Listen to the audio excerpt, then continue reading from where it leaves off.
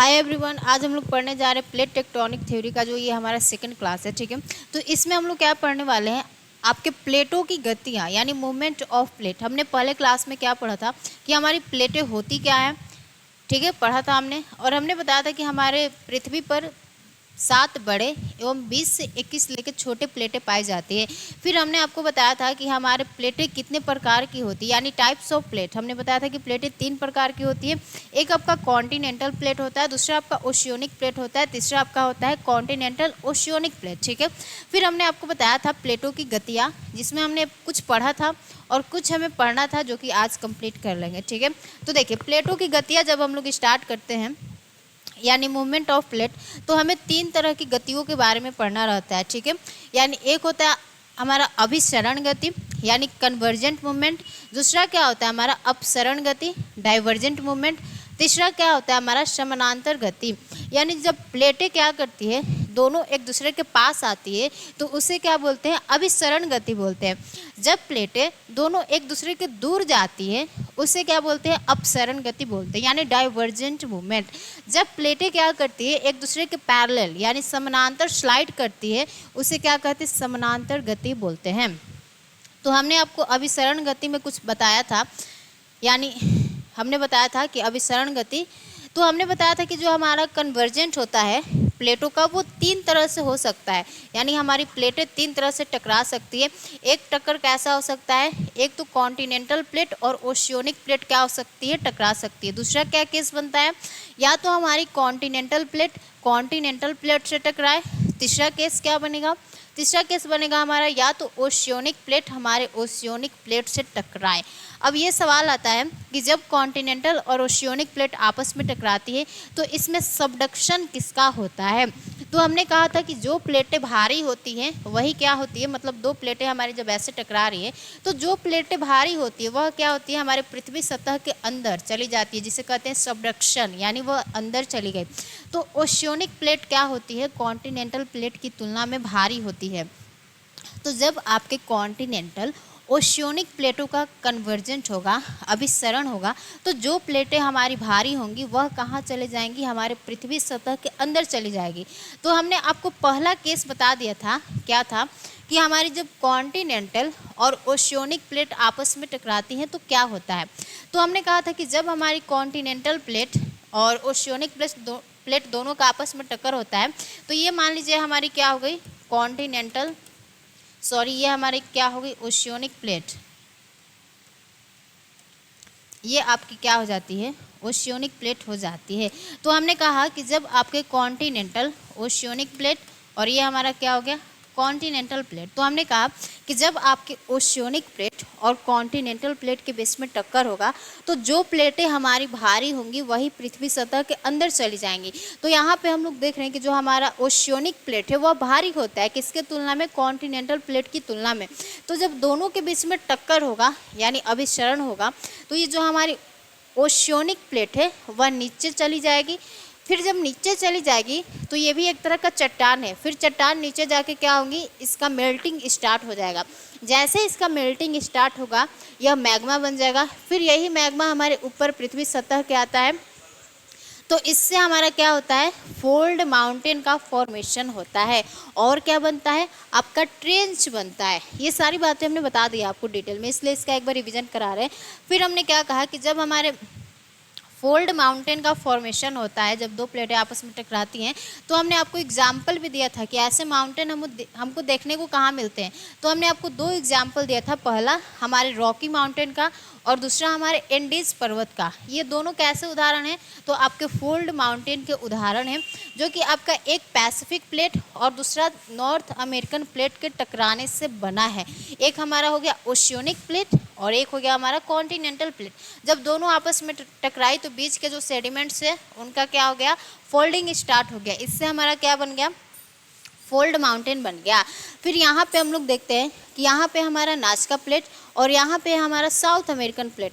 जब दोनों प्लेटें आपस में टकराई है तो बीच के सेडिमेंट्स का हमारा अपलिफ्टमेंट होता है और यहाँ पे विश्व के सबसे लंबे पर्वत एंडीज पर्वत का फॉर्मेशन होता है। तो ये 2 एग्जाम्पल हमने आपको बताया था पहले दिन भी, आज भी हम बता दिए। अब हम लोग आते हैं अपने दूसरे केस पे। पहला केस हमने देख लिया, कॉन्टिनेंटल ओशियोनिक प्लेट के बीच में जब कन्वर्जेंट होगा तो क्या होगा। फिर आपका दूसरा क्या है, कॉन्टिनेंटल प्लेट। तो इस केस को हम लोग क्या करते हैं, देखते हैं कि जब आपकी कॉन्टिनेंटल प्लेट से टकराती है तो क्या होता है। देखिए, तो दूसरा केस आपको क्या लिखना है, कॉन्टिनेंटल, दूसरा क्या है, कॉन्टिनेंटल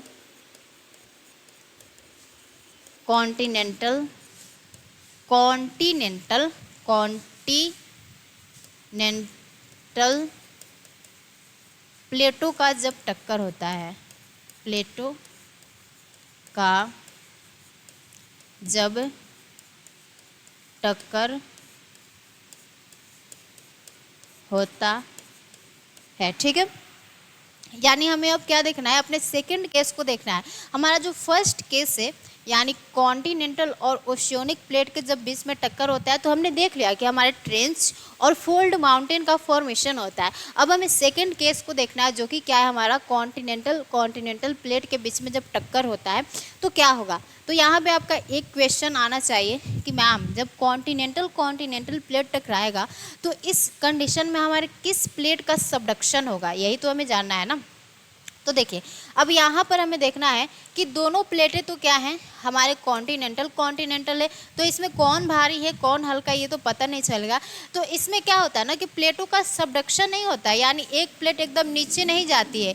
इसमें क्या करती है, प्लेटें स्लाइड करती हैं, एक प्लेट दूसरे प्लेट के नीचे सब स्लाइड करती है। वो कैसे करती है वो हम अभी आपको पिक्चर के माध्यम से देखिए समझाते हैं, ठीक है। यानी हम लोगों को क्या पढ़ना है आपका, कॉन्टिनेंटल प्लेटों का जब टक्कर होता है तो क्या बनता है, क्या होता है, यही हमें क्या करना है, देखना है। देखिए, ये हो गया हमारा एक प्लेट, यानी ये एक हमारा प्लेट हो गया और जो कि क्या कर रहा है, हमारा इधर की तरफ मूवमेंट कर रहा है, ठीक है, इधर की तरफ। अब एक और हमारी प्लेट आएगी जो कि वो भी क्या होगी, आपकी कॉन्टिनेंटल प्लेट ही होगी और इससे क्या होगी, आके टकराएगी। तो दूसरा प्लेट क्या हो जाएगा, जब इससे आके ये प्लेट हमारी टकराती है तो क्या होता है, देखिए जब इससे आके ये टकराएगी ना तो ये एकदम नीचे, इसका सबडक्शन नहीं होगा, क्या होगा, तो यह स्लाइड करने लगेगी। क्या करेगी, आपकी स्लाइड करने लगेगी, यानी इनका सबडक्शन नहीं होता है, ये क्या करती है, आपकी स्लाइड करती है, स्लाइड करती है। यानी अब ये पृथ्वी सतह के अंदर नहीं जाएगी, इस प्लेट के नीचे क्या करने लगेगी, स्लाइड करने लगेगी। यानी जब दो प्लेटें आपस में टकराई तो एकदम बिल्कुल ये नीचे नहीं जा रही है, नीचे नहीं जा रही पृथ्वी सतह के अंदर, यह क्या कर रही है, इसके नीचे ऐसे स्लाइड कर रही है, ये स्लाइड कर रही है, ठीक है। इसी को हम लोग क्या बोलते हैं, कॉन्टिनेंटल प्लेट के बीच में जब टक्कर होता है तो एक प्लेट दूसरे प्लेट के नीचे स्लाइड करती है, नीचे नहीं जाती है, ठीक है, इसको ध्यान देना है। तो जब प्लेटें हमारी स्लाइड करती हैं तो अब यहाँ पे जो बीच में इसके सेडिमेंट्स हैं वह क्या हो जाते हैं, ऊपर की तरफ उठने लगते हैं। तो यहाँ के जो हमारे सेडिमेंट्स होंगे वह क्या होंगे, ऊपर की तरफ उठेंगे, जिससे क्या होगा, हमारे माउंटेन का फॉर्मेशन होगा। और वैसे ही क्या हुआ है, हमारे हिमालय पर्वत का निर्माण हुआ है। जब हमारा यूरेशियन प्लेट आपके अफ्रीकन प्लेट से टकराता है तो क्या बनता है, हमारा हिमालय बनता है। यानी यूरेशियन प्लेट जब इंडियन प्लेट से टकराती है, इंडियन प्लेट भाग किसका है, तो आपके अफ्रीकन प्लेट का भाग है, ठीक है। तो हमने क्या कहा कि जब यहाँ पे लिख लीजिए, ये हमारा क्या बन जाता है, हिमालय, हिमालय, ठीक है। तो हिमालय कैसे बना, एक तो आपके यूरेशियन प्लेट, मान लीजिए ये हमारा क्या हो गया, आपका यूरेशियन प्लेट हो गया, यूरेशियन प्लेट, और दूसरा क्या हो गया, ये हो गया आपका इंडियन प्लेट, इंडियन प्लेट। तो यहाँ पे हमारा एक बहुत अच्छा सवाल आता है कि मैम हमारे हिमालय में वोल्केनिक इरप्शन क्यों नहीं होता है, ठीक है। तो देखिए आपके हिमालय में वोल्केनिक इरप्शन इसलिए नहीं होता है क्योंकि जब कॉन्टिनेंटल प्लेट और कॉन्टिनेंटल प्लेट आपस में टकराती हैं तो वहाँ पर आपको वोल्केनिक इरप्शन नहीं देखने को मिलता है। और हमारे हिमालय का फॉर्मेशन ही कैसे हुआ है, यूरेशियन प्लेट जो कि कॉन्टिनेंटल प्लेट है, अब इंडियन प्लेट जो कि कॉन्टिनेंटल प्लेट है। दोनों क्या है, हमारी कॉन्टिनेंटल प्लेट ही है। और जब दोनों कॉन्टिनेंटल प्लेट आपस में टकराती है और उस समय पे जिस हमारे फोल्ड माउंटेन का फॉर्मेशन होता है जैसे हमारा हिमालय, उस क्षेत्र में आपको वोल्केनिक इरप्शन नहीं देखने को मिलता है। क्यों? क्योंकि जो हमारी प्लेटें हैं, हमारे वोल्केनिक इरप्शन होने के लिए क्या चाहिए कि ये प्लेटें पूरी तरह नीचे जाए और नीचे जाकर क्या करेगी, मैग्मा का फॉर्मेशन करेगी, तभी तो क्या होगा, हमारे मैग्मा का इरप्शन होगा। जब मैग्मा बना ही नहीं तो मैग्मा निकलेगा कहाँ से? तो इसलिए क्या होता है कि जब आपके कॉन्टिनेंटल प्लेट से टकराती है तो वहाँ पे आपको वोल्केनिक इरप्शन नहीं देखने को मिलता है। लेकिन मैम हम लोग पहले इमेज में हमको याद है कि हमने देखा था कि जब आपके कॉन्टिनेंटल प्लेट ओशियोनिक प्लेट से टकराती है तो यहाँ पे हम लोग देख रहे हैं कि वोल्केनिक इरप्शन से एक हमारा माउंटेन बन रहा है, उसको हमने फोल्ड माउंटेन कहा।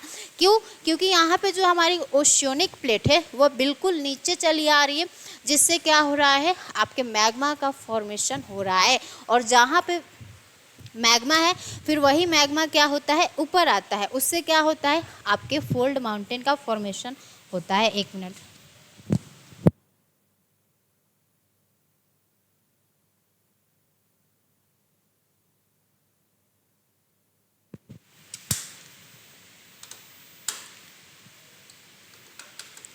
तो देखिए हमने 2 केस देख लिया है, एक आपका क्या देख लिया, कॉन्टिनेंटल ओशियोनिक प्लेट, दूसरा हमने देख लिया कॉन्टिनेंटल प्लेट। अब हमारा तीसरा क्या बचता है, आपका जब ओशियोनिक प्लेट के बीच में टक्कर होता है तो क्या होता है, देखिए कॉन्टिनेंटल हमने देख लिया। अब हमारा आता है आपका थर्ड कंडीशन, क्या क्या आता है भाई, थर्ड क्या आता है, ओशियोनिक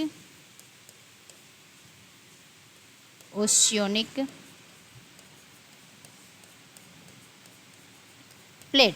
यानी अब यहाँ पे सवाल आता है कि मैम दोनों प्लेटें तो ओशियोनिक ही हैं, अब जब दोनों ओशियोनिक प्लेटों का कन्वर्जेंट होगा तो इसमें सवाल आता है कि किस प्लेट का हमारा सबडक्शन होगा, यानी कौन सी प्लेटें हमारे पृथ्वी सतह के नीचे जाएगी। तो यहाँ पे हमारा एक ये सवाल आता है, तो इसका आंसर क्या होगा कि इसमें से जो प्लेटें हमारी भारी होंगी वही प्लेट क्या होंगी, आपके पृथ्वी सतह के नीचे जाएंगी। जो प्लेट भारी होगा, बड़ा होगा दूसरे प्लेट से, वही पृथ्वी सतह के अंदर जाएगा जब आपके ओशियोनिक और ओशियोनिक प्लेटों के बीच में कन्वर्जेंट होगा। तो ठीक है, तो अब थोड़ा सा हम लोग क्या करते हैं, एग्जाम्पल्स को देखते हैं, इसको पिक्चर बना के। देखिए जैसे हमारी एक प्लेट कौन सी हो गई, आपकी पैसिफिक प्लेट हो गई। तो जब पैसिफिक प्लेट क्या होती है, हमारे फिलीपीन प्लेट से टकराती है, तो पैसिफिक प्लेट आप सबको पता होना चाहिए कि हमारे पैसिफिक प्लेट क्या है, हमारी सबसे बड़ी, सबसे पुरानी और सबसे भारी प्लेट है। तो जब भी पैसिफिक प्लेट किसी प्लेट से टकराएगी तो डेफिनेटली क्या होगा कि जो हमारी पैसिफिक प्लेट है उसका सबडक्शन होगा। तो ये क्या होती है, जब पैसिफिक प्लेट क्या होती है, आपके फिलीपीन प्लेट से टकराती है तो यह पैसिफिक प्लेट कहाँ चली जाती है, आपके नीचे चली जाती है। यानी पैसिफिक प्लेट का क्या होता है, सबडक्शन होता है। क्यों?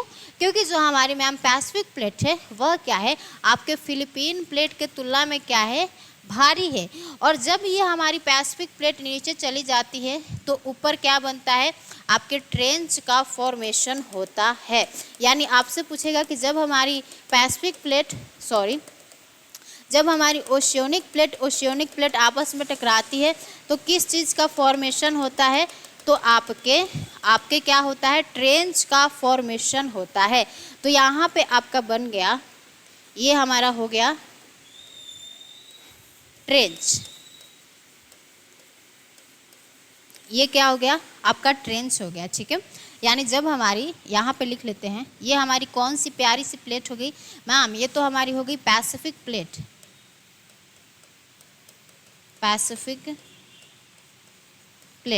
और ये मैम हमारा कौन सा प्लेट हो गया, ये हो गया हमारा फिलीपीन फिलिपीन प्लेट। अब सवाल आता है कि जब दोनों आपस में टकराए तो डूबेगा कौन, यानी किसका सबडक्शन होगा। तो जो प्लेटें हमारी हल्की होंगी, यानी जो प्लेटें हमारी भारी होगी, वही सबडक्शन करेगी। तो जो आपकी पैसिफिक प्लेट है वह हमारी दुनिया की सबसे बड़ी, पुरानी और भारी प्लेट है। तो जब हमारी पैसिफिक प्लेट फिलिपीन प्लेट से टकराती है तो पैसिफिक प्लेट नीचे चली जाती है और जो हमारी फिलिपीन प्लेट है यह ऊपर रह जाती है। और जो ट्रेंच बनता है उस ट्रेंच का नाम क्या है, मरियाना ट्रेंच। मरियाना ट्रेंच, जो कि क्या है, विश्व की सबसे गहरी क्या है, खाई है। ट्रेंच को हिंदी में क्या बोलते हैं, खाई बोलते हैं, ठीक है। ट्रेंच को हिंदी में क्या बोलते हैं, खाई बोलते हैं। तो इसकी अगर बोल दें तो यह 1122 मीटर क्या है, गहरी है, यानी लगभग 11 किलोमीटर क्या है, गहरी है। ये हो गई हमारी तीसरी केस, यानी हमने 3 केस को देख लिया कि जब हमारी क्या होती है, जब हमारी मैम क्या होती है, प्लेटों के टक्कर हमने देखा 3 तरह से हो सकता है। एक कॉन्टिनेंटल ओशियोनिक प्लेट जो कि हमने देखा, फिर देखा हमने कॉन्टिनेंटल प्लेट के बीच में जब टक्कर होता है तो क्या होता है, उसको भी हमने देखा, फोल्ड माउंटेन बनता है, लेकिन वहाँ पे वोल्केनिक इरप्शन नहीं होता है। क्यों, क्योंकि दोनों प्लेटें कैसी है, कॉन्टिनेंटल प्लेटें ही है। फिर हमारा तीसरा कंडीशन क्या आता है, जब ओशियोनिक प्लेट का क्या होता है, कन्वर्जेंट होता है। तो जो भारी प्लेटें होती हैं उसका सबडक्शन होता है और फिर क्या बनता है, आपके ट्रेंच का फॉर्मेशन होता है। जैसे पैसिफिक प्लेट अगर फिलिपीन प्लेट से टकराती है तो आपके विश्व के सबसे गहरे खाई मेरियाना ट्रेंच का फॉर्मेशन होता है। तो हमने प्लेटों के एक गति को देख लिया, अभिसरण गति को। अब हमें दूसरा गति आना है, कौन, अपसरण गति, यानी डाइवर्जेंट मूवमेंट। देखिए यहाँ पे दूसरा लिखना है, अपसरण गति यानी डाइवर्जेंट मूवमेंट। यहाँ पे इसका इंग्लिश भी लिखते चलते हैं, डाइवर्जेंट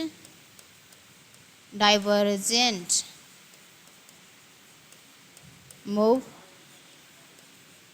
ये क्या होता है, यानी जब दो प्लेटें मैम हमारे एक दूसरे के दूर जाती है उसे क्या बोलते हैं, डाइवर्जेंट मूवमेंट बोलते हैं। एक में क्या हो गया, पहले तो हम लोग पास आते हैं, फिर क्या होते हैं, फिर हम लोग दूर चले जाते हैं। जैसे आप लोग का भी नया नया फ्रेंडशिप बनता होगा तो पहले धीरे धीरे पास आते हैं, उसे अभिसरण गति कहते हैं। फिर क्या होता है कि सभी फ्रेंडशिप में क्या होता है, दरारें आती है, फिर वो दूर जाने लगते हैं। तो जब दो प्लेटें एक दूसरे के दूर जाती है तो उससे हम लोग क्या बोलते हैं, अपसरण गति बोलते हैं, यानी डाइवर्जेंट मूवमेंट बोलते हैं। तो देखिए होता क्या है, अब थोड़ा सा इससे हमें क्या करना है, इससे हमें समझना है अपने पिक्चर के माध्यम से। इसका पिक्चर बनाएंगे बहुत अच्छे से और बहुत अच्छे से समझेंगे भी, ठीक है। देखिए तो एक हमारी प्लेट तो यहाँ पर हो गई और ये प्लेटें हमारी क्या है, एक यहाँ पर है। दो प्लेटें बेचारा अपना शांत बैठा है, लेकिन हमारा नीचे क्या है, नीचे क्या है मैम, हमारा स्थैनोस्फीयर है।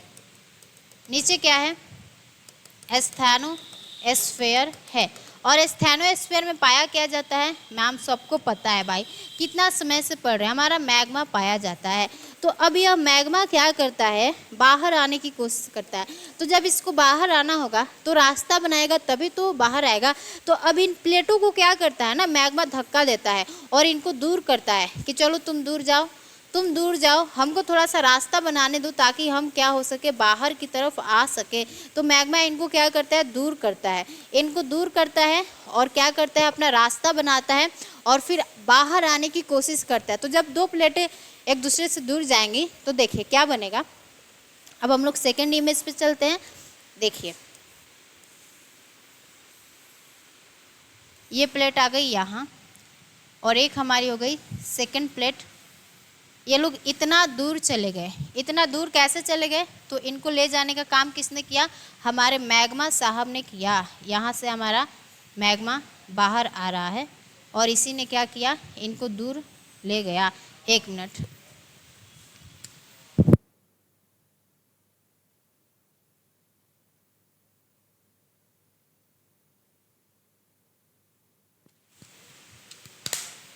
तो यही मैग्मा क्या कर रहा है, इनको दूर ले जा रहा है, ठीक है। तो जब मैग्मा यह दूर ले गया तो बीच में क्या बन जाता है, आपका रिफ्ट वैली बनता है। यानी जब दो प्लेटें आपस में टकराती हैं तो क्या बनता है, हमें रिफ्ट वैली का फॉर्मेशन देखने को मिलता है। यानी यहाँ पे क्या बन जाता है मैम, हमें रिफ्ट वैली देखने को मिलता है। यानी जब दो प्लेटें एक दूसरे के दूर जा रही हैं,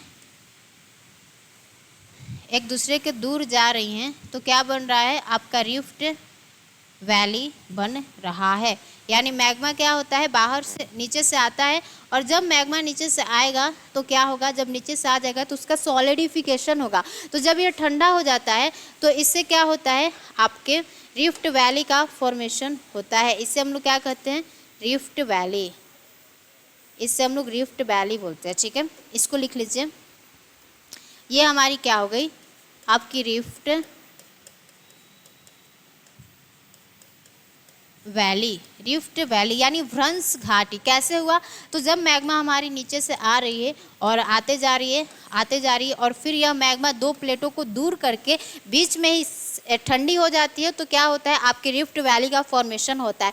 लेकिन हम लोग क्या देखते हैं कि अभी भी जो मैग्मा के आने का सिलसिला है वह क्या है, जारी है। तो अब मैग्मा आके कुछ ऐसा स्ट्रक्चर बनाते जाती है, ऐसा स्ट्रक्चर, इसको हम लोग क्या बोलते हैं, इसको बोलते हैं मिड ओशियनिक रिज। अब जब मैं आपको ओशियनोग्राफी पढ़ाऊंगी तो वहाँ पे मिड ओशियनिक रिज बहुत आएगा चर्चा में, तो आपको समझ में आना चाहिए कि मैम हमारे मिड ओशियनिक रिज का फॉर्मेशन कैसे होता है। ये क्या हो गया, मिड ओशियनिक रिज यानी मध्य महासागरीय कटक कैसे बना, तो जब दो प्लेटें एक दूसरे के दूर जा रही हैं, नीचे से जो मैग्मा आ रहा है वह मैग्मा अब कुछ हमारे ऐसा स्ट्रक्चर बनाते जा रहा है, उससे हम लोग क्या बोलते हैं, मिड ओशियनिक रिज बोलते हैं। और यहाँ पे क्या हो गया, ये सारा काम कहाँ हो रहा है, तो आपके समुंदर में हो रहा है। यानी ये जो भी स्ट्रक्चर आप लोग देख रहे हैं, इतना स्ट्रक्चर आपका कहाँ हो रहा है, समुंदर में हो रहा है, यानी समुंदर के नीचे हो रहा है। इसीलिए तो हम लोग इसे क्या बोलते हैं, मिड ओशियनिक रिज बोलते हैं। और कभी कभी क्या होता है कि यही हमारा मिड ओशियनिक रिज अगर हमारे ऊपर आ जाता है, यानी पानी के ऊपर आ जाता है, तो उससे हम लोग क्या बोलने लगते हैं, आइलैंड्स बोलने लगते हैं, यानी द्वीप के नाम से जानने लगते हैं। यानी यही हमारा मिड ओशियनिक रिज क्या होता है, जब आपके पानी के ऊपर आ जाता है तो इससे हम लोग क्या बोलते हैं, आइलैंड यानी द्वीप। ये हमारा क्या हो गया, आपका आइलैंड हो गया। इतना समझ में आ गया कि जब दो प्लेटें एक दूसरे के दूर जाती हैं तो या तो रिफ्ट वैली का फॉर्मेशन होगा, या मिड ओशियनिक रिज बनेगा, या क्या बन सकता है, आपके वोल्केनिक आइलैंड्स बन सकते हैं। कैसे, जब दो प्लेटों को आपस में दूर करके हमारी मैग्मा बीच में ठंडी हो जाती है, उससे हमने रिफ्ट वैली कहा। ठीक है, जब यही मैग्मा फिर मैग्मा के आने का सिलसिला चलता है, कुछ ऐसा स्ट्रक्चर बनाती है, उसे मिड ओशियनिक रिज कहते हैं। ये सारा हमारा समुंदर के अंदर हो रहा है। जब यही मिड ओशियनिक रिज आपके समुंदर के ऊपर आ जाता है तो उससे क्या बोलते हैं, आइलैंड यानी द्वीप बोलते हैं। तो हमने ये भी देख लिया। अब हमारा तीसरा क्या बचता है, समानांतर गति बचता है, प्लेटों की समानांतर गतियाँ। यहाँ पे तीसरा आपको क्या लिखना है, प्लेटों की समानांतर गति। यानी एक केस हमने क्या देखा कि या तो प्लेटें क्या हो सकती है, एक दूसरे के पास आ सकती है, या प्लेटें एक दूसरे के दूर जा सकती है। अब हमारा जो तीसरा केस होने वाला है वह क्या है कि या तो प्लेटें एक दूसरे के पैरेलल स्लाइड करेगी। ठीक है, तो जब हमारी एक प्लेटें एक दूसरे के पैरेलल स्लाइड करती है तो उसमें क्या होता है, उसमें होता है भूकंप। यानी जब भी प्लेटें एक दूसरे के पैरेलल स्लाइड करती है तो वहाँ पे हमें क्या देखने को मिलता है, आपको अर्थक्वेक देखने को मिलता है। ये मान लीजिए हमारा दो प्लेट हो गया और ये दोनों प्लेटें कैसे स्लाइड कर रही हैं, यानी ये दोनों एक दूसरे के क्या कर रही हैं, पैरेलल मूवमेंट कर रही हैं। तो जब ये एक दूसरे के पैरेलल मूवमेंट करती है, यानी अब प्लेटें ना ऐसे ऐसे कर रही है, दोनों प्लेटें ऐसे ऐसे, तो जब पैरेलल मूवमेंट होता है तो क्या होता है, अर्थक्वेक के चांसेस बहुत ज़्यादा होते हैं। जैसे आपका टर्की हो गया, टर्की में इतना अर्थक्वेक क्यों आता है, जैसे ये मान लीजिए हमारा क्या हो गया, यहाँ पे हमारा क्या हो गया, ये टर्की हो गया। टर्की में एक हमारा पठार है जिसका नाम क्या है, एनाटोलिया। तो पठार के नाम पे ही उसका प्लेट के नाम पड़ा, जिसका नाम क्या है, एनाटोलियन प्लेट। ये हो गया हमारा एनाटोलियन प्लेट जो कि टर्की में है। और यहाँ पे हमें क्या देखने को मिलता है, यहाँ पे हमें देखने को मिलता है यूरेशियन प्लेट, और यहाँ पे हमें अरेबियन प्लेट देखने को मिलता है। तो यहाँ पे हम लोग सिचुएशन क्या देखते हैं, ये क्या हो गया आपका यूरेशियन प्लेट, और ये क्या हो गया हमारा अरेबियन प्लेट, अरेबियन प्लेट।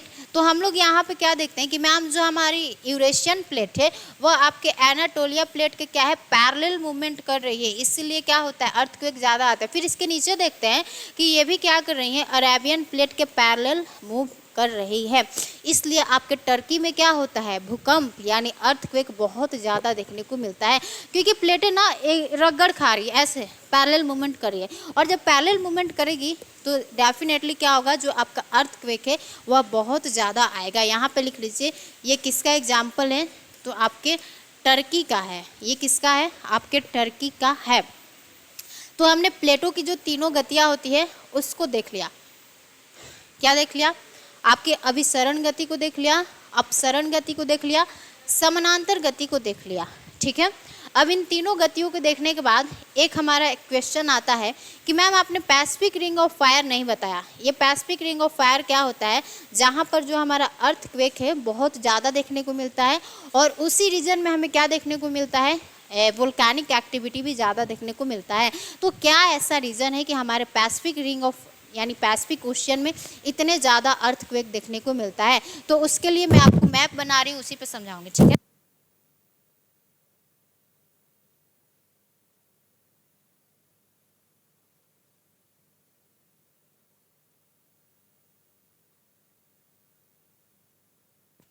ये क्या कर रहे हैं आपको हम पैसिफिक रिंग ऑफ फायर का मैप बना रहे हैं,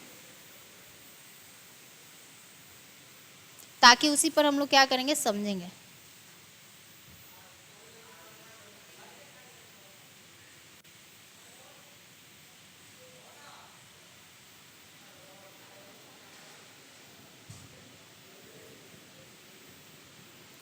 ठीक है,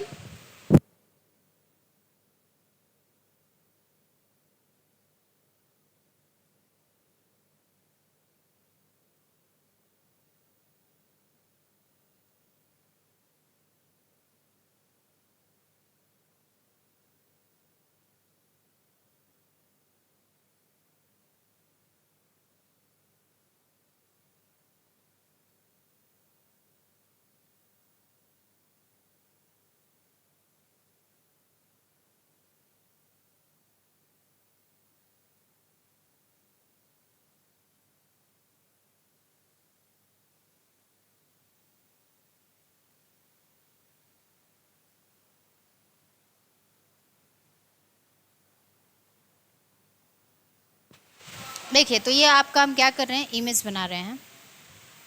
अब यहाँ पे हमें क्या करना है जापानीज आइलैंड को बना लेना है, यानी जो हमारा जापान है। फिर यहाँ पे क्या है हमारा फिलीपीन है, और ये हमारा बीच में क्या हो गया, ये हमारा हो गया पैसिफिक ओशियन, पैसिफिक ओशियन, ठीक है। तो हमने क्या कहा कि आपके विश्व के जो 2/3 वोल्केनिक इरप्शन होते हैं वह इसी क्षेत्र में देखने को मिलता है, और जो हमारा अर्थक्वेक है वह क्या है आपके इसी रीजन में देखने को मिलते हैं, यानी पैसिफिक ओशियन में। उसका रीजन क्या है कि मैम हमारे पैसिफिक ओशियन में ना बहुत बड़े और छोटे प्लेटों की क्या है उपस्थिति है। जैसे एक मिनट, जैसे हम लोग यहाँ पर क्या देखते हैं कि यहाँ पर आपका है नॉर्थ अमेरिकन प्लेट है, नॉर्थ अमेरिकन प्लेट है, ठीक है। और यहाँ पे क्या है आपका साउथ अमेरिकन प्लेट है, अमेरिकन प्लेट है। और फिर हम लोग छोटे बड़े कुछ प्लेटों को भी देखते हैं। एक मिनट, यहाँ पे हम लोग क्या देखते हैं कि आपका एक छोटा सा प्लेट है जिसका नाम क्या है नाज़का प्लेट, नाज़का प्लेट। यहाँ पे क्या है हमारा कोकोज प्लेट है, कोकोज प्लेट है। फिर यहाँ पे हम लोग क्या देखते हैं एक छोटा सा प्लेट है जिसका नाम क्या है जुआन डी फूका, जुआन डी फूका। तो हम लोग क्या देखते हैं कि मैम हमारे पैसिफिक ओशियन में ना बहुत से छोटे और बड़े प्लेटों की क्या है उपस्थिति है। और यहाँ पे क्या है आपका, यहाँ पे है फिलीपीन प्लेट, फिलीपीन प्लेट।